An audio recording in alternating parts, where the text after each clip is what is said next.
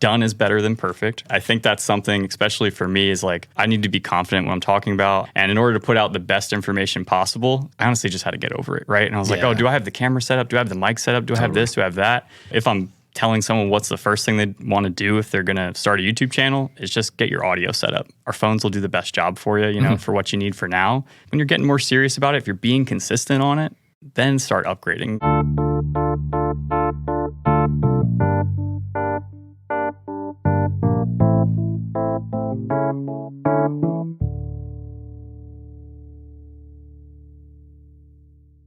Welcome back to the What's Your More podcast. I'm your host, Quentin Harris, and today we're back for episode 88. I am joined by a pretty cool guest that's going to bring some information to you guys that, you know, we've been talking about for some time now. We get questions about how you start a podcast, you know, what got you into this, but one of the aspects I think gets missed in all of this is just the starting point of how to put yourself out there digitally and creating a brand and creating awareness there. And today, my guest is Thomas Rehberg is going to join us today. And, you know, he's got a great YouTube channel, pumping out tremendous content and really getting some great success from it. And what I love about this is that the channel is not that old. It's not like this has been established for 10 plus years. And the credibility behind starting something now and seeing what happens with consistency and content is why Thomas is here in studio today. And I'm so excited to have him as a guest. Thomas, welcome to the show. I am excited to be here. Anytime I can be in a room with you, I'm learning something. So I'm definitely not the smartest guy in the room, but I appreciate being here tonight and being interviewed. Yes, I mean, you're gonna make me blush, man. But I appreciate thank you for the kind words here, man. And you know, I'm thankful to have you and a part of your team here from Nova Productions here with us today. Yep. And you know, and you guys just do some great stuff. And I love the fact that the team is here together and that we get a chance to kind of go through some things. So let's kick it off. You know, I mean, I get asked all the time from people, especially real estate agents, you know, hey, I want to start somewhere. I'm thinking about doing this video. And oftentimes I find that people they try to perfect this video. They try to make it perfect when the imperfect's actually kind of what works. Yeah. So kind of kick it off here. What got you started on your channel here versus maybe getting started on a Facebook or an Instagram or some other social media outlet? Yeah. So I saw that other realtors were doing YouTube, and I always kind of had it because I watch YouTube for anything. You know, I watch alien videos and stuff for years and years and years. And I've always researched stuff on YouTube. You want to learn how to change the oil in your car. You can look up the exact model and you can figure that out. And then I saw that other realtors were doing it at a high level. So then I just looked into it a little bit. There's a couple people that sell courses, and I ended up buying one, and I just kind of took it from there. And I already did social media in a way. I did video content, but it wasn't doing what I wanted it to do. And most of the part of that is Facebook, Instagram, TikTok, right? It's here today, gone tomorrow, right? Whereas YouTube lives on forever because it's tied with Google. So you have the searchability of that. So I've always heard that. I've always heard the power of YouTube hides behind Google. Yeah, and the 100%. Platform. Yep. So, and they own. What doesn't one own the other? Yeah. Okay. So I think Alphabet is what it's called. Okay. They own both of them. So whenever you're searching on Google, it's going to populate YouTube videos if the keywords match up. And that's that's not even the main source of it. People go on YouTube just to research things, right. You know, and that's what I did a lot. So I've been thinking about doing it for a long time. And then I honestly just got frustrated with the traditional marketing of, you know, cold calling and buying leads and having leads in your inbox. And then, you know, having Scrooge McDuck, you know, that's one of the names that you get. And then it's like, okay, cool. I'll call this guy and make a joke and hopefully lighten up my day a little bit. But I wanted people to call me. So that's really where I started diving into YouTube. And I mean, if you look at my first videos, they're terrible, you know, and then I partnered with Justin over here at Nova Productions, and we really started to take it up a notch. Yeah, you know, I will say it's interesting because as we were doing the podcast, you know, our marketing team was like, hey, listen, do yourself a favor, go look at Joe Rogan's first 3 or 4 episodes. Go dive in and understand that's where you're at right now. Like, that's where your baseline is. You got to start. And I think that was a great piece of advice for anyone that's getting started is don't look at where it is now. And we talk about this all the time on the show with like business growth and development. If you're looking at the now and you're not paying attention to the 10 steps before that, which are usually like 10 years, you're going to psych yourself out because you're trying to be here and you haven't even started here yet. 100%. So, you know, you're talking about your first videos getting started. What I love that you said there, though, is recognizing that YouTube is driven by Google, or actually they're driving the same, you know, behind Alphabet there. But the power of that, the searchability function, you know, you're not having to pay for SEO. You're actually leveraging the current SEO product by Google by doing this. Yeah. So the money I really only pay is to have Justin help me out and put the videos together in terms of editing and everything like that. So really the rest of it, you let YouTube do you know, they're very good, and you've been on YouTube, you have a YouTube profile, they're so good at putting videos that you want to see right in front of you. Right. So if you're searching something, you're talking about something, we all know what happens, it's going to pop up in your feed somehow, right? And that's what YouTube is so good at. So it's very finicky sometimes. Like, for example, I don't post any of my YouTube videos directly, the link or anything, to Facebook, Instagram, anything like that, because it takes people off of YouTube's platform, and YouTube doesn't like that. No, they don't. So yeah, it's a great platform in terms of searching, and when people are looking for that information, it's going to keep sending that. And one of the biggest drivers of traffic to my channel is recommendations from YouTube. Okay. Right on. It's, I've heard, one of our mutual friends, Alex Stewart, always refers to YouTube as an echo chamber. To your point, though, you want to search for something, it's going to show you everything about that over and over again and repetitively, and kind of get you into that echo chamber there. But, one of the things there that I want to talk about is, understanding that YouTube doesn't want you to leave their platform. So putting something on a Facebook channel, putting something on any other social, that's really not their win. And if you put it on your website, it needs to go back to the YouTube channel at some capacity, even if it's a pop-up window that comes up. So I think more so maybe not worrying about the content at first, but understanding the actual, semantics of YouTube and how it can benefit you as a branding tool, and then worry about the videos. Yeah. I mean, so where does someone start with that? Well, whether it's like YouTube or Facebook or Instagram, you got to understand how that system works and how that algorithm works, right? So done is better than perfect, right? And I think that's something, especially for me, is like, I need to be confident when I'm talking about. I want to research things to land's end, Right. And in order to put out the best information possible, so I honestly just had to get over it, right? And I was like, oh, do I have the camera set up? Do I have the mic set up? Do I have this? Do I have that? And really, if I'm telling someone what's the first thing they want to do if they're going to start a YouTube channel, is just get your audio set up. Our phones will do the best job for you, for what you need for now. And then when you're getting more serious about it, if you're being consistent on it, then start upgrading and going to like, okay, well, I need a Sony ZV-1, which is what I have. It's a basic camera, and then add a better audio, and then maybe put some lights, some sound, all that kind of stuff, and grow on it. You don't need to start with like this beautiful podcast studio, which you have here. Yeah, Charlie, we didn't need to start with this over there, by the way. Well, thank you. So, I mean, I think that I think for my learning here in particular is that starting with imperfect is also perfect. And I had a person tell me one time that was like, "Hey, listen, you may not like my marketing, but my shitty marketing is better than your no marketing." Yeah. And I was like, man, straight up, good point. Good point. It's the same thing with this, like just putting yourself out there and getting going. Like you're not going to break the channel. So start one, go ahead. Maybe you don't know how to make this banner at the very top. Maybe you don't know where to go, but you can start by just putting it out there and getting going. And then actually, the best thing you were saying there is when you put it out there, you're going to find out that the recommendations bring people back to it, which then leads to the next thing, content. If the content's worthy, people will continue to show up and take a look at it. And that's another thing too is, just talking about analytics, right? When you make mistakes, right? So we did a video in Ponte Vedra, and I know it's called Michler, but I said Michler. And that engagement, so many people then are, hey, you don't know what you're talking about. It's Michler, So then, but in reality, that engagement helps me on YouTube, because then YouTube sees the comments and it's like, okay, well, people are engaging in this video. This is a good thing. Dude, that's a great point. Like negative comments are also not bad comments. Like they're as negative as you want to take them personal. Like trust me, we have people that go on our channel all the time that disagree with what we're saying on here. And they disagree with what our guests are saying on here, especially if I'm talking about something that regards spending, money, jobs, security, whatever. I get lit up about that. And it's interesting. At first, like I was like, man, I thought I had thicker skin than this. And turns out I was like, man, this is really messing with me here. And then once I understood what you were saying there, and I also became more like of a game, like, well, how much more like can I get from this person, without being disrespectful in the comments, but between my marketing team and myself, I'm like, well, we can throw some fuel on the fire. Let's see what happens here and keep them going. But it does drive that traffic. Yeah. And it's almost like you're feeding the monster, and it just keeps going and going and going, because what's funny is the algorithms don't look at it and go, well, that's a negative comment. We shouldn't do it anymore. It's like, oh, they didn't like that. Who cares? It's just a comment. It's action. It's action taking place on the reel or taking place on the video itself. And you even have other people commenting in response to their comments as well, especially when they're super negative, like you could talk about crime in Jacksonville. People say, oh, well, the crime in Jacksonville is X, X, and Y. And it's like, okay, well, can you explain where you're getting your data from? And you can let them bury themselves in a hole, you know, and they'll just keep going down it and down it, down it, which is great, you know. So you professionally troll them, you know, which is. So do you use an outside marketing? I mean, I heard you say my VA, virtual assistant. Is that your marketing? Like, kind of talk about that, for example, because you got to have a person there that helps get this stuff done. Yeah. So initially, no, I didn't. I didn't have anyone. It was just me figuring it out.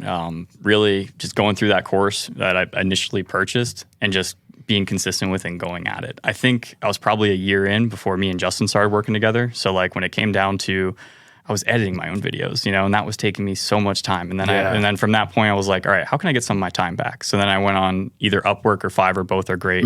Posted the job, posted the videos that I thought my video should look like based on editing. And then I hired a guy for $100 a video. Okay. You know, and then that was really the start of me kind of leveraging out. And now we've been kind of at it for, you know, working together a little over a year now, and the YouTube channel is a little over 2 years old.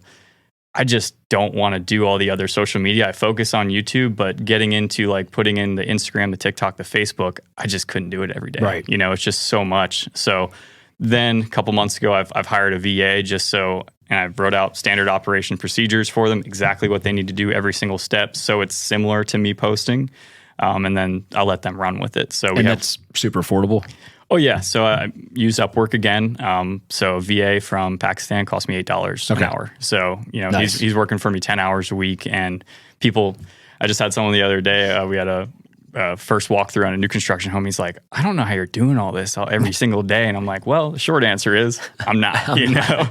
And he's like, you posted this great, you know, people say, oh, you posted this great video. And I'm like, which one? You know, tell me more about it. Yeah, because I have no idea half the time. But when it comes down to YouTube, that's the one that I really focus on, and that's my baby, so to speak. I take care of that. You know. So. Well, no, I mean it's fantastic, and I think that, you know, that's something else other people have to, I think, kind of embrace upon this journey, is say, okay, if I'm going to start, I'm going to start with myself, and we're very critical of ourselves. So I think the editing takes longer because we're like, well, I don't know if that, I mean, I kind of want it to look like this. I want to look like that. Kind of like when you edit a picture for you put it online. You know, how many times did you hit, you know, X amount of buttons before you actually uploaded it and got the picture the way you wanted it to look for the settings in which you wanted to look? Same thing with video editing. Sometimes it's even worse. Yeah.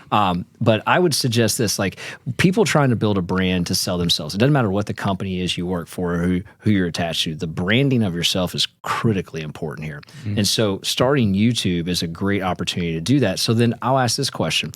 Why would someone go to YouTube to look up something specific, let's say in St. Augustine where you're located? They're going in and they type in, you know, let's say place to live in St. Augustine, and then your channel pops up because you're talking about all the great things in St. Augustine.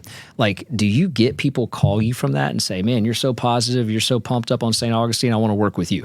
100%. Yeah. And it's actually, it's kind of cool because I've in a way become like a little local celebrity. I was at the gym this week and some guy walked up to me. He's like, you're the YouTube guy, right? And you talk about real estate. And I said, yeah. And he's like, oh, you know what? You're the #1 reason I moved to St. Augustine. And I'm like, wow, well, that's awesome. And here's the first time I'm meeting him, right? So I'm like, did you buy a house? And he said, well, my friend, you know, he's a realtor down here and I knew him from New York. So I think with the main person I'm looking at in my channel are relocation, right? Okay. They're looking for information on the area, different neighborhoods that might fit them, and also kind of a plan for them when they come down here. Because if you're relocating to a new area, you don't know anything about it, what's the best way to show it, right? It's through video, you know, and to really kind of go into detail in each little neighborhood. And then my goal is really to make it so big to where I cover everything in St. Johns County, the surrounding areas, that someone looks at it and it's like, oh, I want to start a YouTube channel in St. Augustine. It's like, well, you're going to have to compete, you know, because it's going to be tough, you know? Like that's got to be a cool feeling. You're in the gym, someone comes up to you. It's probably an odd feeling at first, but it's got to be a cool feeling too, rewarding, knowing that, wow, I'm reaching a broad range of people. 100%. Yeah. And it's something like, I don't know, have you ever been to Simone's? I was at the bar at Simone's, a wood-fired kitchen. Someone walked up to me and said, hey, you know, I bought a house and I stumbled on your YouTube channel after I bought it. And man, I wish I would have used you, you know, but everything you're doing, I'm loving it. And I think you're providing such a valuable resource for people here in the area. That's so huge to get that feedback because that drives you. It's a boost. Yeah. That's huge. When you get that, because again, we talk about how doing videos, podcasting is a lonely echo chamber because you put it out there. If you don't get any comments, like you're just sitting there like, oh man, I hope they liked it. I liked it. We're going to redo it again. Yeah. And I think that's awesome when you get that kind of positive feedback from people. It's a huge, huge help. So when you talk about strategy, and that's kind of the next step you're going into here. You've only been doing this for 2 years. Guys, he has over 1,700 people following him on his channel here. And to put in perspective, the average YouTuber doesn't even hit 100. Like 100's a big number. Like YouTube actually puts it at 100. It's like, if you can't hit 100, we're not going to give you your own URL. So, I mean, you're at 1,700, 1,770 to be, exact there. Plenty of videos over 10,000 views. That stuff goes a long way. There's a lot of people that'll put a YouTube video up. If they don't get 100 views after the first 2 or 3, 4, they just quit. Yeah. Like I know numerous people that tried to brand a channel and they just quit. Yeah. So you have a strategy, your strategy, you're 2 years into it here. Inside that strategy, are you paying for additional boost of these, or you're just putting them on YouTube and letting them go? It's all organic. Okay. So YouTube does, like I said, they do a really good job putting that video in front of the people that want to see it. So if they're already searching things about maybe the Jacksonville, the St. Augustine area, just based off of keyword research and the suggestions of YouTube, people are going to stumble on the page. So, and even so, talking about the subscribers, I think I got my first person to reach out to me when I had 23 subscribers, So the subscribers... It didn't even take that long. It's a vanity metric in a lot of ways. Like I love, because it shows people that like, oh, other people are tuning into this guy. He kind of knows what he's talking about a little bit. That's great, right? But I had the first deal, I sold a condo for I think $230,000 to someone, was from YouTube, someone living here locally. So it's really just a metric that it's who's watching, right? And are you connecting with that person? And that's the beauty of it. There's other people that do YouTube in the real estate space outside of me and inside Jacksonville, St. Augustine, Palm Coast. But the great thing is that people connect with you and they know, like, and trust you before they even call you. Yeah, that's a huge part of digital branding and just creating that type of consistency and also platform where people do know, like, and trust you. So speaking of your YouTube channel, why don't you go ahead and shout it out for the audience so they can take a look at it? Yeah, it's living in St. Augustine. So you can see it on the hat here. I love how it's braided up. And well, that's also part of the strategy though, right? I initially, and most realtors have their company name as their personal name, right? So Thomas Rehberg Real Estate, or I used to have a little gimmicky thing where it was Redbeard Real Estate, right? Yep, I remember that one. And things kind of clicked. Just talking with my wife, because she joined the team, and she was like, "Well, I don't want to be part of Redbeard Real Estate. I don't have a red beard, doesn't make sense." And we all want to, I think there's an end game for everyone, right? We all don't want to work for the rest of our lives, right? Yep. So if I can create a brand that is something simple, I own livinginstaugustine.com, Living in St. Augustine, the brand of the YouTube channel. If I can package that up and sell that one day, that'd be amazing. Packaging up Thomas Rehberg Real Estate is not exactly as easy, right? And you're selling a brand then at that point versus a person. Yeah. Yeah, and your wife's been a nice personality addition to all the videos that you guys have a very playful, dynamic on video when you guys do that together. It's well done. For sure, I appreciate that. And she will too. She when we did a video together and she got her, I got a voicemail from someone. And they ended up buying a house in Silverleaf, and we just got that under contract. They sold it this year, and they bought $1 million house this year. So within the past year, it's been almost $2 million in production from one client there. And she's dealt with them the whole way. She's so good at building relationships. But they left me a voicemail, and they're like, "Hey, I stumbled on your YouTube channel. We're open to working with Thomas or Maya." And I let her listen to it. She's like, "They want to work with me," And it was just it was a good thing. But we have a good dynamic, and we enjoy it. Yeah. And the reason we're talking about this is, I've been doing real estate for 22 years. And inside that 22 years, there's always been a traditional way of some sort of getting, business. Obviously, sphere of influence. Your referrals is the number one best, cheapest, but most effective manner to get it. And for our audience, that would be like me referring a deal to Thomas, or Thomas referring to Mo. That's a sphere of influence. But some people, as they're getting into the business, they don't have a huge sphere of influence, especially if they just moved here or, they moved to a location. So then they reach out to type of marketing, whether it's print marketing, which is kind of dead in today's world, digital marketing, which kind of is what we're talking about here, but then buying marketing, buying leads of some sort. And this doesn't matter if you're in real estate, doesn't matter what business you're in, but buying an opportunity to earn someone else's business. What I love about this is you're creating your own sphere. And the reason I wanted to have you on the show today is because I think there's a lot of new agents that have entered the business. I go around talking all the time to real estate offices, and I get the opportunity to kind of survey and find out. And yesterday, when I was doing an engagement, I found out that over over, I think it was like 80% of the office had been there 3 years or less. And so those are people that are working on building that sphere and developing it. And what's cool about it is I love how this is a different take. It's a different take. It's a different avenue. And from a cost effectiveness standpoint, for what you pay the VA, and then obviously, Nova Productions, it's actually, I mean, I don't know exactly what you're paying, but I can almost guarantee it's cheaper than what people pay to partner with a Zillow or partner with a Boomtown. It's much different and it's effective. Yes. And it's publicly facing. It's really, really good. And you're going to pop up in more search engines because of what you're doing here specifically on YouTube versus maybe trying to outwardly blast Facebook, IG, and all other platforms. Yeah. I mean, I was on a high producing team. Year over year, they're one of the top producers in the office. And their main thing is they buy internet leads, and then it's our job to cold call and convert them, right? And I had success with that. I didn't have the success I wanted with that. And then it was also, you're spending 3 hours a day cold calling. People are telling you to go screw yourself, and you feel like you're bothering people. And I feel like that is a true salesman type of role where you're selling yourself over the phone. And it was working, but it wasn't working the way I wanted it to work. So that's where really I want to do something different and have people call me. And how do you cultivate that? And the one thing, just being a younger person, doing social media, and just being on social media, because most people spend 3 to 4 hours a day on it. That's crazy. Yeah, which is absolutely nuts. But I mean, if you look Charlie, do you spend 3 to 4 hours a day on social media? No, not even close. Maybe on Coinbase. I mean, in a way that could be considered, social media. But I lost where I was going there. Well, no, 3-4 hours a day on social media. Sorry, it's my fault here. I was just laughing. Yeah. But that's crazy to me. Like, I mean, I don't see how people could do it. But then that's not me. And we talked about how, why we have people do that here. But it is the majority of the audience there. And so it's very highly effective. And that's kind of where I was like, all right, well, this is where a lot of, especially my age group, spend their time. Like, maybe I should look into marketing in that way and seeing what works for me there. And I started with the Instagram, the Facebook, all that kind of stuff, what most people do, like, oh, just sold, just did this, like, just take a look at this house. And it worked to stay top of mind with my sphere, right? So people know I'm in real estate and I'm doing that, but it wasn't exactly getting me calls and people reaching out to me. So that's where really YouTube took the reins in that aspect. Yeah, man, this is a great channel, man. And I tell you what, I look at it over and over again. And I look at it because, one, you're local, two, what all you've put together. And, the other thing is this, you bring local people, local experts onto your show. You guys do a great job. So I love how you tie in other people in the community.